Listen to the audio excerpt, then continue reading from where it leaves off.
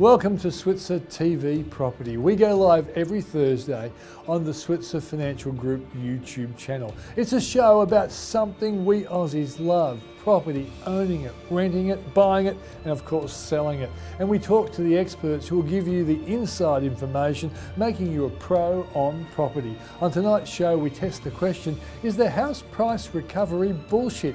With the Chief Economist of realestate.com.au, Nerida Conisbee. Aussie home loan boss James Symond tells us the home loan market is not booming yet, despite the interest rate cuts from the Reserve Bank. And we find out that the commercial property market is really booming, with Centuria's Jason Huljich.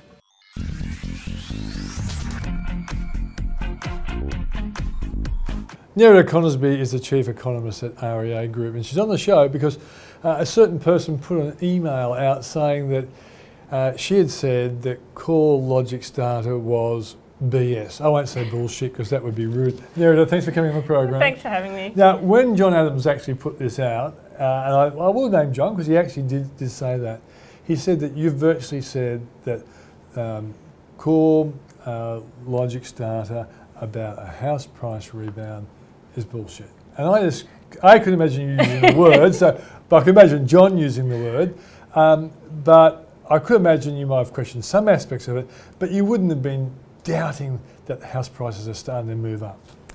I certainly didn't use the word bullshit. Yeah.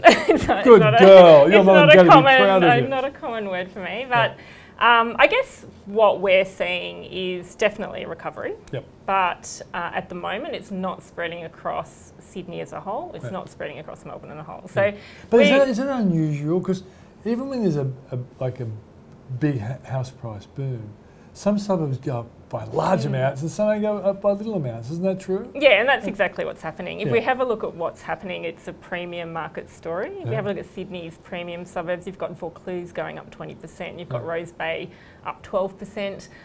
Go to Parramatta and try and find an apartment that's gone up in value, you're probably going to find it a little bit harder to find one. But you've been sneaky there, and it's unusual because you work in newspapers. How could you be sneaky? Well, you're related to newspapers. Because you said houses in Vaucluse and apartments in Parramatta. What are houses in Parramatta doing? Are they better than apartments? Better than apartments. Yeah. So I guess what we're finding is when we look at our index on a year-on-year basis, Sydney as a whole is still going backwards. Oh, really? Sydney premium is doing very well, but it's yet to spread to medium-priced suburbs. It's not spreading to apartments. The recovery is underway, but it just takes time to flow through the market. What I've been calling it, and correct me if I'm wrong, I can take correction. Well, I think it's going is a bottoming process. Would you argue with me that? No, look, I mean, recoveries take time. I mean, there's always an early stage and there's a flight to quality in the early stage, which is exactly what we're seeing now. We see a ripple effect onto other suburbs. The cheaper suburbs start to do better. You start to see investors come back into the market. We still haven't really seen them come back into the market. You start to see stock levels increase. Then eventually you see a construction boom. And we're still a long way from that construction boom, but we are very much in the early stages. And so, in many ways, what we are seeing is if prices are rebounding in the premium suburbs, it's not like then the benefits of the house price falls to make properties more accessible. That's not being robbed of lower income Australians who might like to think that they might have a chance to get into the property market because house prices are falling. So sorry, you're saying at lower prices, affordability is still pretty good? Yeah, in those suburbs that you kind of implied that the premium end of the market in Sydney and Melbourne, that's rebounded, not back to where it was, but it's coming up. Other areas haven't. So if there was any benefit of a house price fall, because lots of people hated the boom and the so-called bubble. So if you get a house price correction of 10 or 15%, to me, that's like, well, that's a good correction. It's a healthy correction. It means that people who are being forced to overpay in auctions now might get a property at a reasonable price. Is that what's going on now? Yeah, absolutely. I mean, if you have a look what happened in Sydney, I mean, Sydney was the main beneficiary of the boom. Prices went up 70%. They've come back about 11. So, there was always going to be correction. You always overshoot when you do have a boom. So right now, I think one of the benefits has been is that Sydney's become more affordable. You know, when we talk about price growth, we often talk about it being a very positive and good thing, but you know, for the majority of people, it either means very little because they're not transacting in the market, or alternatively, if you're a first home buyer, or you know, someone wanting to get out of rental accommodation, it is actually quite stressful to see very, very strong price growth in your suburb. Yeah. So when we see the numbers that all the newspapers, even probably your own related newspaper might use, say from Huljich, and they say that Sydney house prices were up 3% in a quarter. Are you saying that would be wrong? We're not seeing it. I mean, we do our own index. So we purchased a company called HomeTrack at the end of last year, and so we've got data scientists on our team. We've got our own index. We utilise Valuer General data, obviously, but the problems with Valuer General data is that it's quite old, and by the time we get it, it's 3 months old. So we supplement Valuer General data with data that we get from our site. So primarily, well, not primarily, but all the sales data that we get from our site. So based on that, based on the index that we've developed, we are still seeing a decline. So it did decline on the average price for Sydney. So you're putting the good suburbs, the rises, and the bad suburbs, and you're still seeing prices are falling. Yeah. To what significance? Not much. Okay. Not much. So the decline is slowing. You know, we can see... So it's like a bottoming process. It's a bottoming process. I mean, if you look at a lot of different measures, so for example, buyer activity in Sydney, if you have a look at searches on realestate.com.au, they're up 6% in August compared to August last year. Stock levels are an enormous problem. They're down 25% in New South Wales. So, you know, we've got 25% fewer homes on market. I mean, if you look purely at a demand-supply equation, then it suggests that price rises are coming. Or, alternatively, you look in premium Sydney and you can see, well, they're already there. Sydney premium's bolted, but the rest of the market is taking a little bit of time to recover.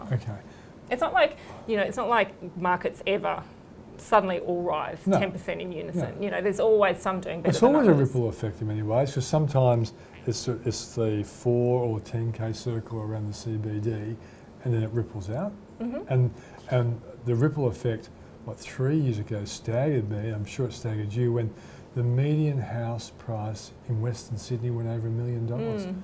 Like, A, who would have thought of that? Thought that could happen, but B, that's not even healthy. You know, for a city to have median house price is $1 million. No, I know. I had it was interesting actually, because we did a story on the next. Don't say your data didn't. No, we saw that. One suburb that we saw just about reach $1 million was Auburn, and so I live in Sydney now, but I wasn't familiar with Auburn, so I googled Auburn and thinking, oh well, it must be an okay suburb, and the number one press hit. Well, number one press hit was Auburn is New South Wales murder capital.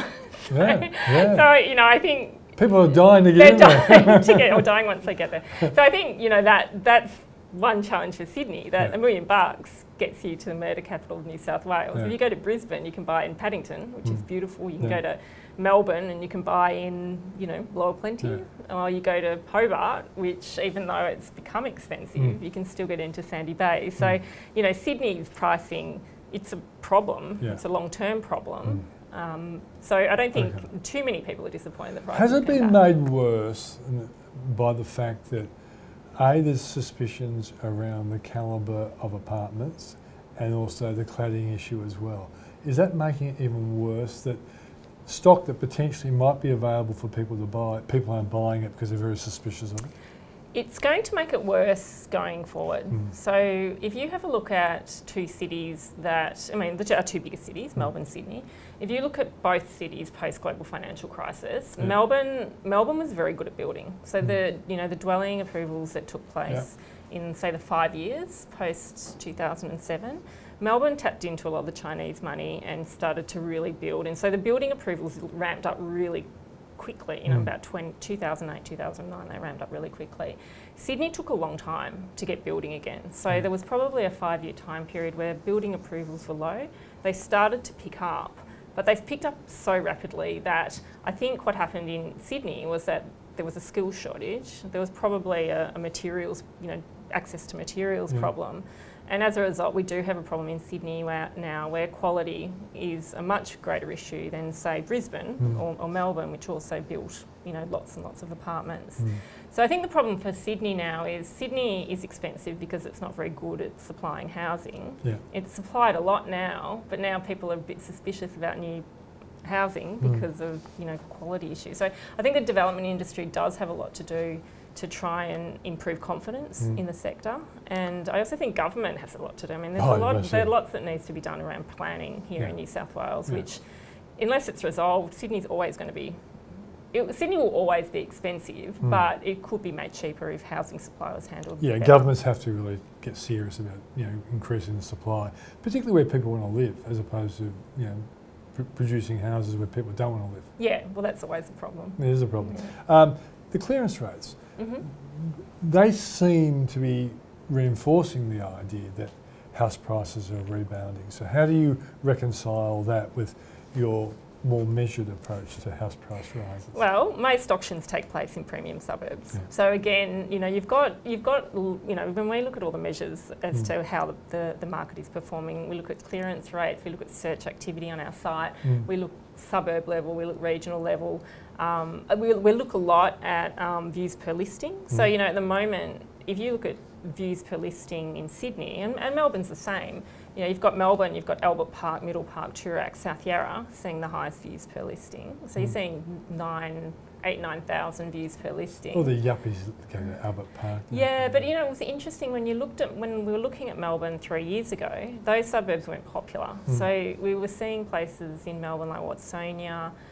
In Sydney, we saw this really distinct shift to Central Coast and Wollongong when pricing was red hot in Sydney.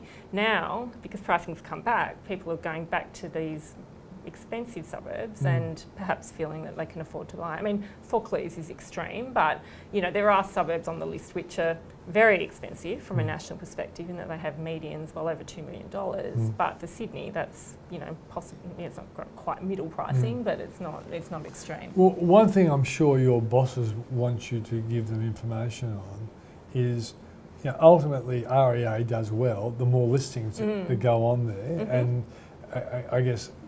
On one side of the market, mainly the consumers, they're on the rise. Yep, search is up. Definitely up Melbourne, Sydney. So all through this process, through the boom, through the downturn, it was Melbourne and Sydney that was most extreme. I mean, if you look at Brisbane, Brisbane rose and has dropped a bit. Hobart saw a massive boom and hasn't corrected. So, there's when we talk about the boom, we talk about a recovery, we are really talking Melbourne, Sydney. Okay. Perth and Darwin, are they showing any signs of improvement? Because they're languished for more than 3 years? No, it's 5 years. I mean, pricing in Perth and Darwin is now less than it was a decade ago. So, but they had massive rises for them, like 25%. Well, yeah, 5 years up and then massive decline. Purely mining boom related, do you think? Yeah. Okay. Yeah. So definitely in Perth, we're seeing some positive signs. So we have been seeing, we've been seeing very good rental growth and now capital growth in mining towns around Australia. So, somewhere like Dysart, which no one's probably heard of, is, one of the strongest towns in terms of price growth. So don't invest in Dysart because it'll probably go down again. That's right. But Perth, investing in mining towns is tricky. It is tricky and people get burnt. But Perth Premium is doing really well. If you go somewhere like Cottesloe, if you go to Shenton Park, Subiaco, pricing is Fremantle, pricing's good. Okay, so it's a fringe. So does it sometimes happen the high end takes off and then it ripples through to middle class suburbs and working class suburbs as people feel the optimism of people buying in those areas? Yeah, pretty much always. I mean, I'm sure there are examples where that hasn't happened, but Generally. And also it happens because people get priced out. I mean, if you think of your own home buying process, that, if you were looking in Falklands and it hit 6 mil and you only had 5, you're probably going to move to the next best suburb. So, and that applies at every price range, whether you're looking at premium or middle pricing or whatever. People do start to search outside the area once they get priced out. Okay. So let's just finish off with one simple question. House price rises in Sydney. Bullshit or not bullshit? They'll happen, Yep, they're starting to happen. Yeah. We've got a shortage of listings. We've got an increase in search. Yeah. Unlikely to be a boom because conditions are so vastly different. Anyway, we don't want to boom. No. But I mean, Chinese investors aren't coming back anytime soon. No. We've got... They'd like to, especially out of Hong Kong. Well, Hong Kong is back. When we track IP searches from Hong Kong, that's really jumping. Yeah. UK search as well, so we might see a lot of migrants coming out here. Yeah. But yeah, it's coming back. You know, the CoreLogic data isn't bullshit. It's just a little bit out of whack in terms of what we're seeing. Yeah. But you know, the prices will come back. It won't be 10% plus across Sydney anytime soon. But you know, some suburbs will do a lot better than others. But conditions are, they're a lot different to where they were, 3-4 years ago. Thanks, Nerida. Thanks for having me. That's Nerida Conisbee, Chief Economist at REA Group.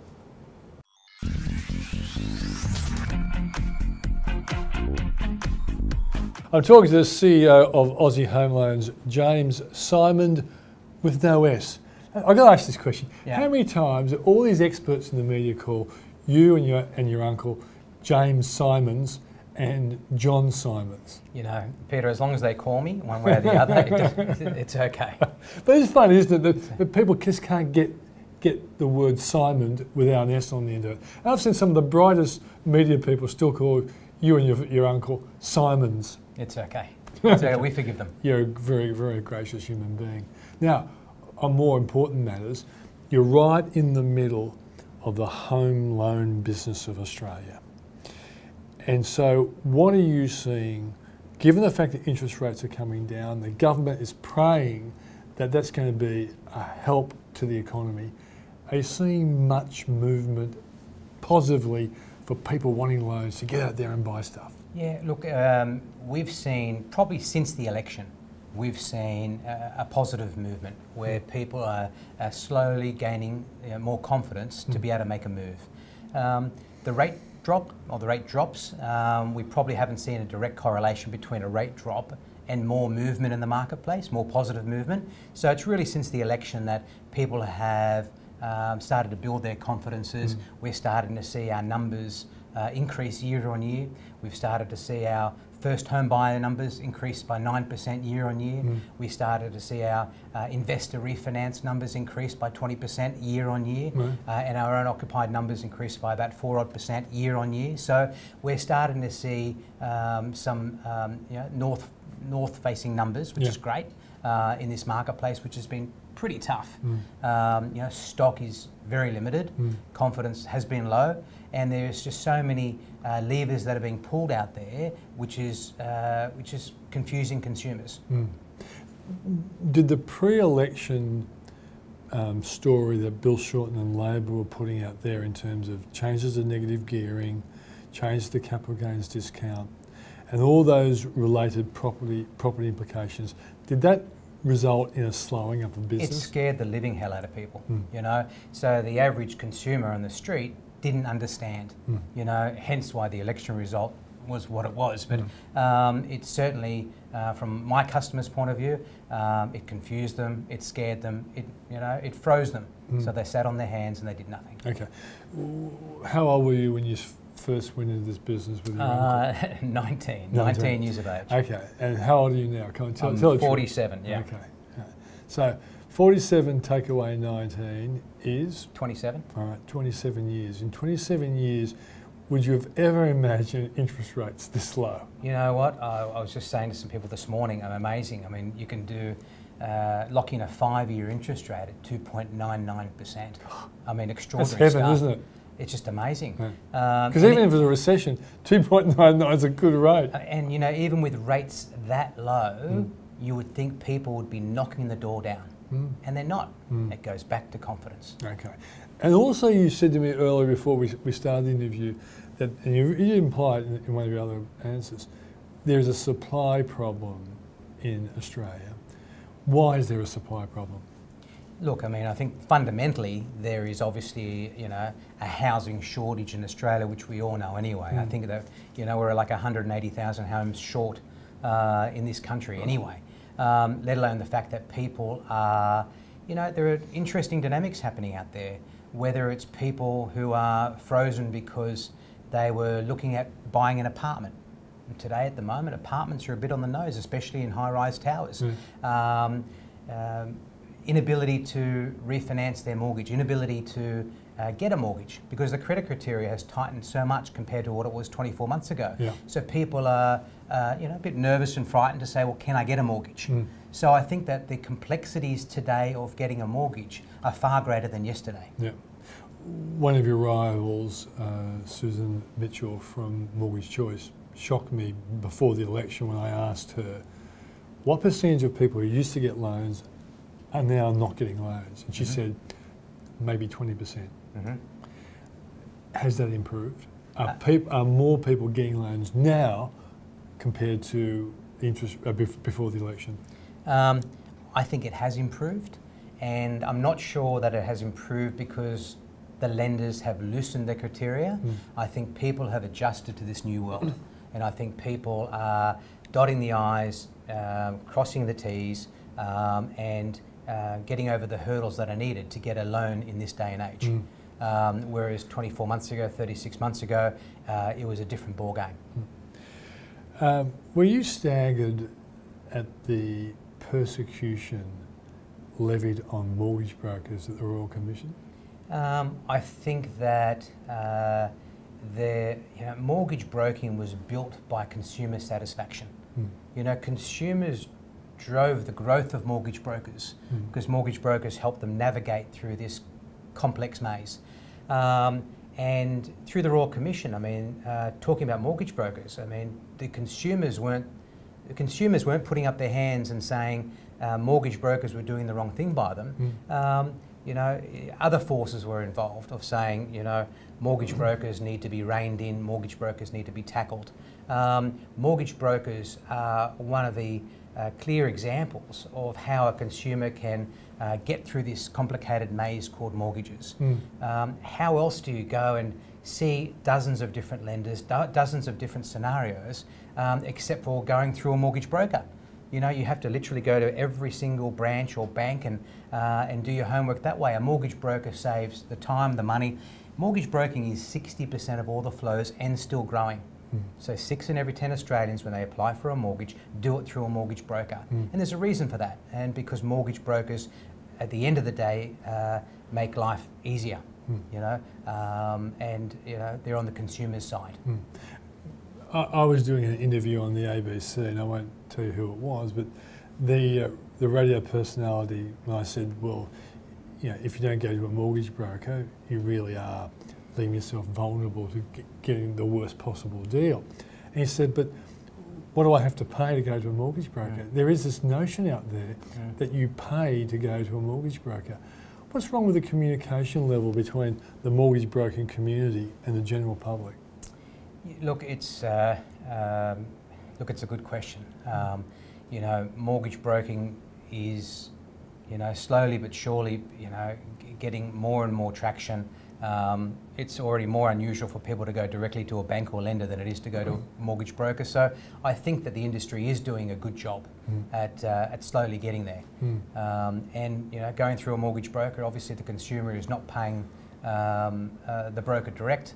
Why wouldn't you pick up the phone and speak to a mortgage broker and have that person sit down with them and go through all the various options? What do you think of AVCA, Australian Financial Complaints Authority? Good idea? Depends what angle you'd like me to take. Well, I think from the point of view of, look, end of the day, the Royal Commission raised a lot of question marks over many aspects of the financial community. And my argument was, if there was a proper complaints authority before the Royal Commission, well, banks would have seen, hey, we're losing $500 million every year because this financial complaints body keeps finding us in the wrong. If that was there, maybe banks would have changed their behaviour beforehand. So what I'm saying is, if there's an opportunity for a consumer to get even with a financial institution that behaves badly, that surely must be a good thing for the industry going forward. Sure, any of these sort of avenues that enables consumers to voice their concerns has got to be a positive thing. Okay, Aussie Home Loans, where's it going to? You're the CEO, you should know. It's a marketplace at the moment that there's plenty of headwinds. And for us, it's a matter of navigating through those headwinds. We're doubling down on this thing called growth. We have 220 odd stores out there. You know, we need more touch points. We need more stores around more points of the country. So for me, it's very much where the rubber hits the road. I mean, we're in a face-to-face business, and we've kind of combined that store growth with a very large technology injection that you'll find over the next 12 to 18 months with Aussie. So we're doubling down on our store growth. We're doubling down on our technological investments, just to make life easier for the consumer, just to make life easier for our brokers. You know, we're working on 2-minute loan approvals. We're working on a number of interesting ideas in which hopefully will make the whole process so much more seamless for everyone. Do Aussie Home Loan stores in big shopping centres like Bondi Junction, do they work? You know, some of them work brilliantly. As a general rule, you've got to be careful. I mean, not many customers on the way to Woolworths say, "Hey, honey, let's get a home loan." Yeah. However, you've got huge traffic. You've got customers who, in those shopping centres who obviously are homeowners. We find that they're great 24/7 billboards, but you've really got to work them. We've got some very successful stores in shopping centres, and that's really because of the operators are really working the store very, very well. You just can't stand them alone and expect customers to take a ticket and stand in line. So these are operators who really understand their customer and their environment. Many years ago, a certain bloke put together a term, a connection with the market called Aussie will save you. What's the new connection with the customer base? What are you saying to your customer base? You know, we've just launched a multi-million-dollar advertising campaign, a new one to reconnect with the customer. It's straight talking, it's direct. It's basically saying to the customer to call Aussie, first call Aussie direct to sit down and have a chat with us. I mean, there's no there's no ifs or buts. It's to our brand. I mean, we'll save you is something that we've always aspired to, and that's not just about money. It's about time. It's about a whole bunch of stuff. But for us, it's about trying to get the consumer to have the Aussie experience, and for them to pick up the phone or them to contact Aussie direct. Does John Symond stick his beak in your business nowadays? You know, John is always around. Even when John's not here, even when John's you're around. on a boat. Even when John's on the other side of the planet, John hovers around. So he knows what's going on at all times, for good and for bad. No, John's still very much in touch with the business. So John's he's our chairman. He's a wonderful chairman, but he has a touch and a feel of the business that is impossible to replicate. And John spent 27 years of understanding our business intimately, and that's not going to change. Do you think in the future he might be more visible? That's up to John. I'd like to see if he's as thin as you. That's up to John. But at the moment, the business is working great. We're all enjoying our time, building our group business and looking after the customers. John's he's having a well-deserved sort of step back from the business. Even though he's certainly across, everything he needs to be. Yeah, well, I'm sure he's proud of your efforts as well. Thanks for joining us, James. Much. Thanks, Peter. It's James Symond, CEO of Aussie Home Loans.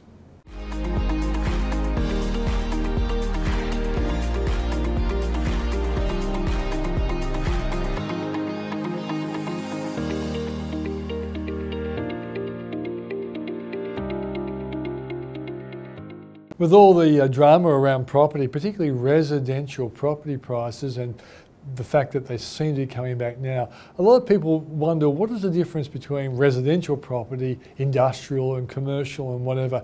And the guy to talk to is Jason Huljich, who is the joint CEO of Centuria Capital. Jason, thanks for joining us. Thanks for having me. Did I pronounce your name right? You did. Yeah. Spot on. The J is a Not many people get it right. I think you've corrected me over the years.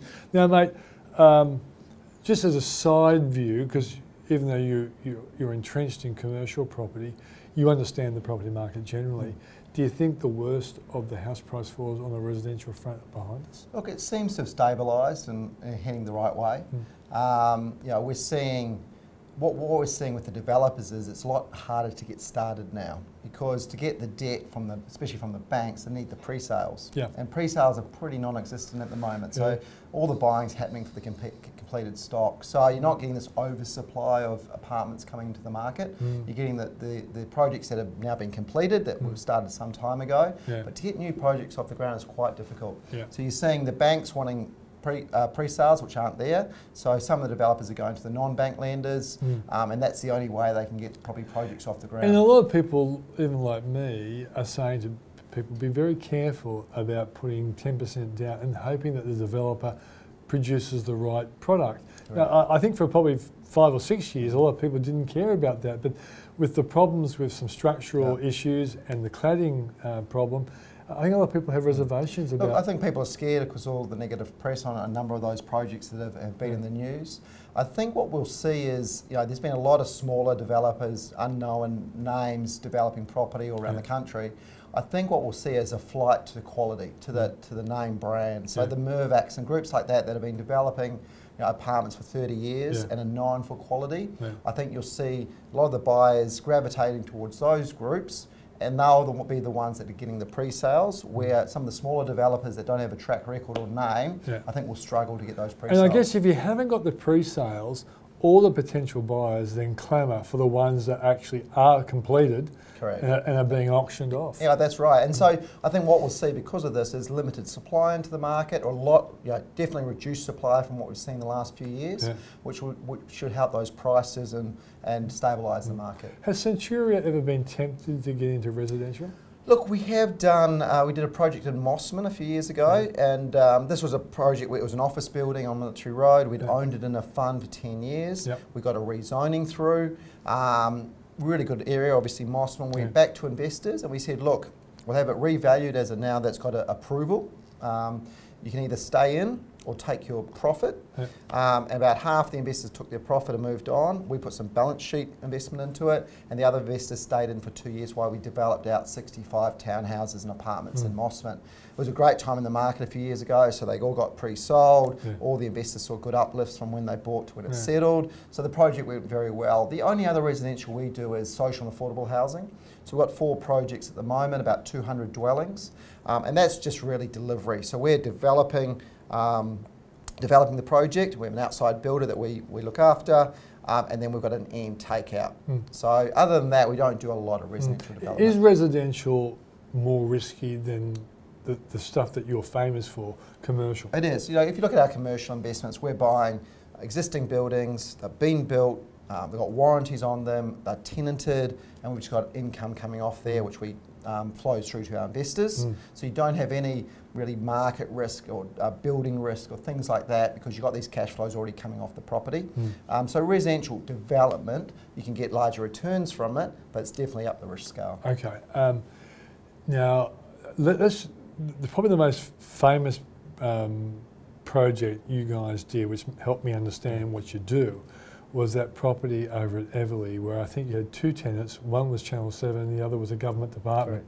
And so it seemed to me, I understood what you were doing. Why don't you explain how your business model actually operates and use that as an example? Sure. So what we're most famous for is probably our single asset unlisted fund. So we go buy one office building, investors come and invest with us, they get a monthly return from the rental payments, and we try and reposition the building or add value by getting the rents up. So when it's sold in 5 years' time, the investors have got their distributions and they get some capital gain as well. So that particular building, so that was a brand new building, big long leases to Channel 7 and a couple of government departments, big floor plates, 3,000 metre plus floor plates, so some of the largest in the city. The reason we like this is it was one stop out from Central Station in Everleigh. So it was known as Redfern back then. A lot of the institutions wouldn't invest in that area at that stage. They thought there was too much risk. What we liked about it is you had this great building, you had this park, the Australian Technology Park, that hadn't really fired. The government had built some buildings for their own departments. This was the only privately developed building in the park. But what we saw were the rents in that building were lower than we were getting in Parramatta and Chatswood. Right, so this was one stop out from Central, 30 minutes out. So what we thought was at some stage that whole area and that park's got to re-rate and the rents have got to go up, and they could go up quite significantly. What happened with that building, we bought two halves, two separate funds for about 100 million each half, so about 200 million in total for that whole building. Asset, whole building, big building. We got in there, set it on the second half, and pretty quickly thereafter, the state government, which owned the park, put it on the market for sale. And what happened? It happened a lot quicker than we expected. So we had all these groups looking at the park, trying to buy it. There's a lot of land, close to the city. Very hard to get these sorts of development sites coming onto the market. In the end, it was really well bid, onshore and offshore parties. We were the only private owner in the park. So anyone that wanted to redevelop the park sort of had to talk to us because they need easements and rights and things to develop. And there were two big development sites within the park that were just car parks at this stage. In the end, we joined up with Mirvac, and we were the winning tenderers for that piece of land. And Mirvac came in with CBA in their back pocket as a pre-commitment tenant for offices, for 90,000 square metres of office, which is about 10,000 people, huge amount of office. And we took out 3 more buildings in the park. So we by that stage we'd owned Channel 7 building, 3 other buildings in the park. Mirvac came in, they're building the 2 campuses for CBA. And redoing the surrounds and adding a lot of retail amenity as well. Plus there's been talk of upgrading Redfern train station, which adjoins the park and so forth.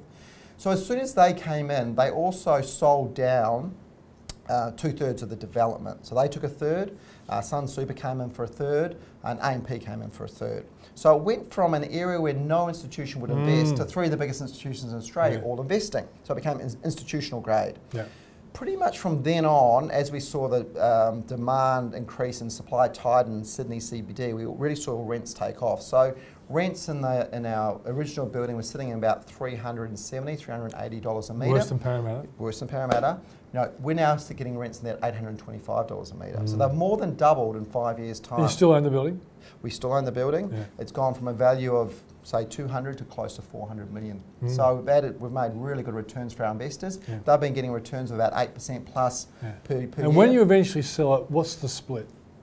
For the people who are part owners of the building? Sure. So how it works is we make a performance fee. So if we do a good job, we take a share of the profits. So what we do in that particular fund was once investors have got a 10% IRR each year, we'll take 20% of the profit. So most investors are pretty happy with that. If they can get 10% a year and we can take a minority stake of the profit, most of them are very happy with that. Good stuff. Okay. Now, let's just go on to a new fund you've got, but just tell us what you're seeing about the commercial property market in Sydney and the other capital cities. Really strong, particularly Sydney and Melbourne. So if you look at Sydney, the vacancy rate, which is the big metric in commercial property, so how much is vacant in all the office buildings in the city. So the moment in Sydney is about 3.7%. That sounds low. It's a record low. Because if you think about it, you're never going to be 100% full. People are always moving and so forth. So this is about as low as it gets. So in the 3s is very, very low. So Melbourne's about 3.3, so that's the lowest. Sydney's 3.7. So record lows, which means all the buildings are full.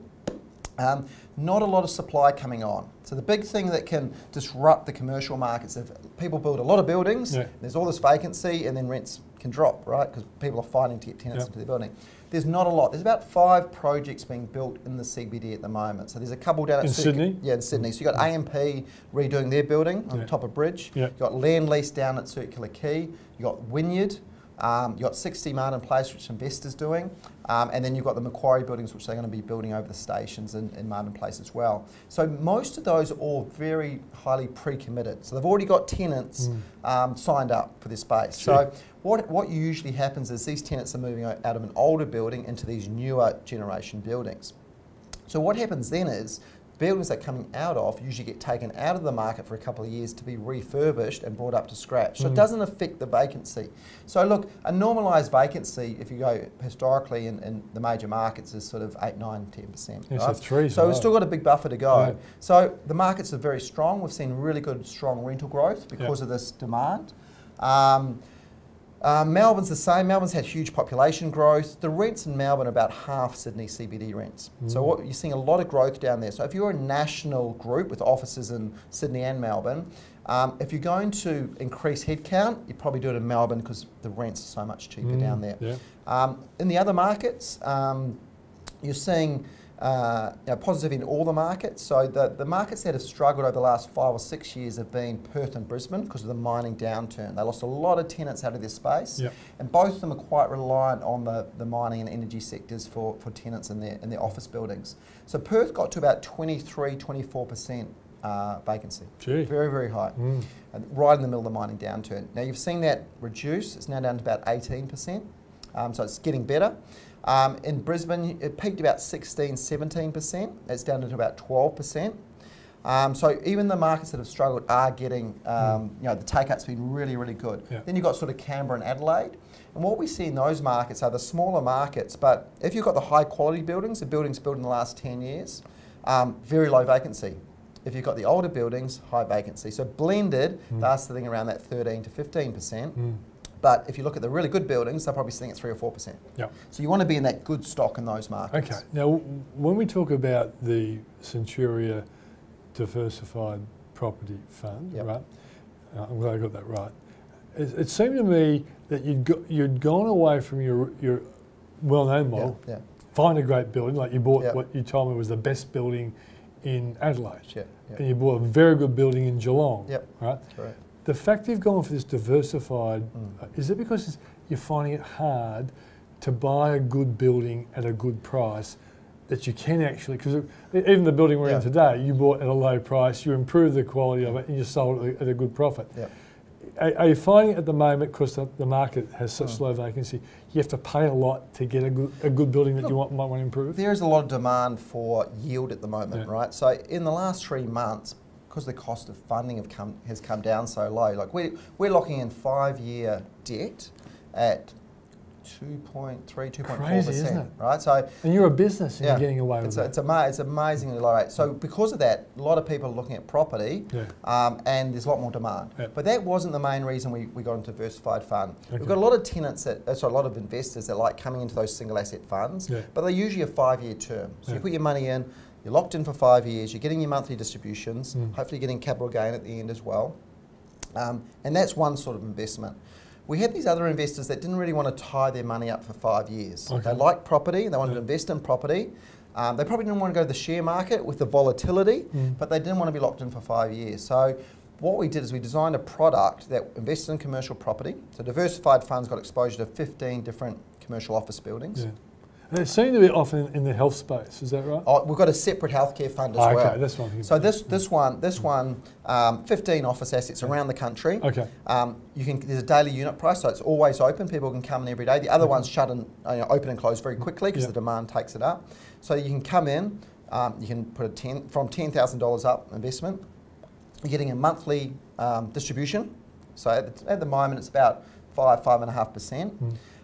But this has redemption as a monthly redemption. So if you want to get out every month, you can put your redemption request in and you can actually get out of the investment. So it's sort of a hybrid between our closed-end fixed funds and a listed REIT, which we've got 2 of as well. So it seems, and because it's got daily unit pricing, monthly redemptions and so forth, it can sit on all the wrap platforms. So the advisors can put their clients into the fund and it can sit on the wrap. So it suits those advisors whose clients use all the major wrap platforms. Would you ever have a liquidity problem where everyone, say a big GFC type crash, everyone wants to get out at the same time? Look, if you look at, so this fund's been going for just over 3 years. We have an amount set aside every month. So we hold about 20% of all our assets. So there's 15 buildings, that's about 80% of the assets. 20% are in liquid assets. So we have a Vanguard cash fund and a Vanguard REIT fund. So within 2 days we can get the money back to satisfy redemptions. So we have a sum of money there every month available for redemptions. Last 3 years, we've never got close to hitting that amount. So people have invested in, they're getting the return, they like the return. If the circumstances change, they ask for redemption and they can come out. The time when it can come is something like a GFC. In the GFC, if under the Constitution, if we have more redemption requests than we have available, then it's prorated. So it's prorated for those that want a redemption, and then the next month. So if someone wanted to put 10,000, they might only get 7,000. Correct. And if there was a rush on that redemption feature, but we have not seen that yet. And your argument would be, well, there might be a GFC crash. It has no impact on the businesses that are renting. Therefore, over time there won't be a major issue. If you look at two things, if you look at the GFC, we probably had, we've got 550 tenants across the portfolio. We probably had 5 companies go into default in that GFC period, which is not a lot across the board. And also, if you look at the GFC, if you'd held those assets through the GFC and kept going, yes, you would have done very well. So it's just the problem is people that want to get out when the GFC hits, it's actually the wrong time to get out. And these sorts of assets have that kind of temporary problem. That's right. Okay, before we finish up, talk to us about the other fund. I was interested because you had lots of smaller medical, even pharmacies as well? So we've got we recently bought a share in a group called Huljich, and Huljich been around 40 years. What they specialise in is unlisted funds, but it's all healthcare property. And they were one of the first to get into this sort of area. In America, the second largest listed REIT sector is healthcare. In Australia, it's nearly non-existent. It's very fragmented, a lot of private owners, a lot of operators own their assets on balance sheet. So these guys went and saw an opportunity. They forged relationships with the operators, so the hospital operators, the GPs, the specialists and so forth, and they started buying healthcare assets. So they've got 45 healthcare assets around Australia, from medical centres to private hospitals. And they have different funds that have these assets in them. They do have a diversified fund that's got a number, 15 different healthcare properties in it, very similar to our diversified commercial fund, where you're getting your distribution, they're trying to add value as well. Obviously, very good demographics around healthcare, ageing population. It's about 10% of GDP is spent on healthcare. It's huge, right? So we think this will be a big growing part of the business, and we'll have other products for our investors that centre around the healthcare angle. But does it operate like your usual one? You put X amount of dollars in, you get a monthly distribution, and over some period of time you say, right, we're going to sell out now? Yeah, exactly. So they do have some single asset funds, and they've also got some larger diversified funds like our one as well. So they've got both products as well, but it's just all healthcare assets. Okay. Well, Jace, thanks for joining us. Thank you. That's Jason Huljich, who's from Centuria, where he's the joint CEO.